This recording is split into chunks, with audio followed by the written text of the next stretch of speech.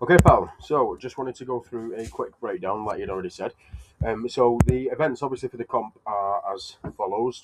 I know you know, but just to remind: dumbbell for reps, max deadlift, steeplechase, sandbag to shoulder, and Husafel carry. Now, the interesting thing between these two events, so the steeplechase and the Husafel carry, is they actually have pretty much the same acute training variable, which would be that of strength endurance, particularly the ability to handle metabolic stress within the posterior chain. Okay, now the interesting thing, as you always get within strongman, is there is a slight interference effect between the other two events, being the max deadlift and the sandbag to shoulder, because these are heavily neural. So we basically have like this divide between the myofascial structure or emphasis within the first two events that I mentioned, the steeplechase and the Husafel carry, and then for these two, it is heavily neural. Okay, so we'll table dumbbell for reps for the minute, but this is the overall view that we've kind of got now within the way that we tend to structure training overall is the myofascial emphasis always precedes the neural. Um, just as a general overview or kind of focus on where your training resources go and your ability to recover, the problem or the not necessarily the problem, the issue with myofascial training is it requires a higher volume. Okay, so from purely from a standpoint of training economy and the amount of work you can get done within a session, um, it stands to reason that you need to do more reps, more sets, more exercises. So obviously, it's going to take up a larger amount of training time and also a larger amount of your recovery resources. And that is just very simple. It's just very mechanical. You know, you burn more calories, you work the muscle more, you need more fuel to come in, that kind of thing. From a neural standpoint, um, obviously the opposite is true. The volume tends to be quite controlled. The volume tends to be minimal, and the intensity is very high. But as a result, that then creates more of a neural fatigue response. Now, when you look at these kind of variables here and these two focal points, um, this can be done for a very long period of time. Okay, so as a general rule, you could spend 80 to 90% of your entire training life just focusing on this and just focusing on muscularity, on getting leaner, having a higher volume of work, and you'd be absolutely sound. The neural aspect, obviously, this is the fun stuff and what we like to do for the majority of the time. But in this situation, obviously, there is a finite amount of time that you can run it for. Now, typically, we have a 4 to 6 week window for most people where you can run a highly neurological and highly intense block of training before there starts to be consequences. The consequence is for most people just a plateau and a reduction in training progression, but you can also get injuries or you can get changes to your myofascial structure that you built and things like postural changes that reduce your neurological efficiency and increase your risk of injury. So an example of that would be Atlas stones are quite neurally taxing. Yeah, a lot of people say that, but it costs a lot from a neural fatigue standpoint. What that tends to result in is you can have a forward shoulder posture, a rounded thoracic spine, and an anterior pelvic tilt. It's great for being very strong for a short period of time, but eventually it reduces glute activation. Decreases the ability to stabilize your mid back, which then obviously has a transference effect to your loading pattern. So it's the reason why if you just spam Atlas stones constantly, you don't necessarily get stronger. So that's kind of like the overview between those two things. And as a rule, we're going to be spending the vast majority of this training block on this area here, and then working on the neural afterwards. Because one thing that you do tend to get in this situation is this always forms the foundation for this anyway. Now there is a an argument to be made that the opposite is true, and that's why phases tend to shift back and forth between them. But as a rule, this sets up a really good foundation for the neurological thing. Now, having said that, we don't want to just completely bin these off or just shift our emphasis entirely towards just being a bodybuilder because that's not what we're doing. We're strongmen. So, what we tend to do to circumvent this is you can stimulate your nervous system in three ways. Okay, the repetition effort method, which is what we're already doing anyway, but that would involve training to failure, which we don't necessarily do a lot of. That is when you start to get a high neural response to higher volumes of training.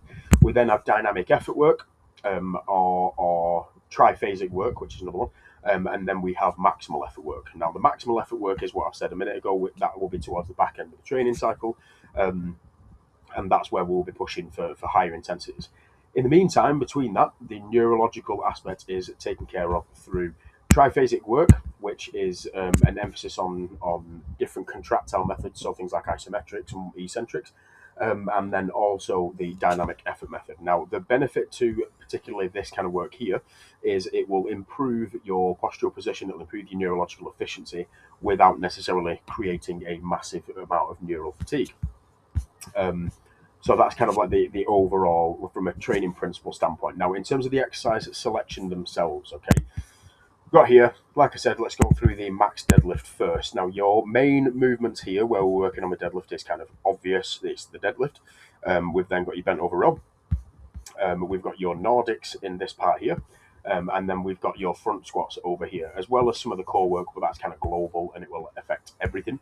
So the big emphasis, like I said, is to improve your postural strength and your start position for the deadlift with a front squat. It's maximal recruitment of your VMO and your mid back, which is obviously a big part of your deadlift strength.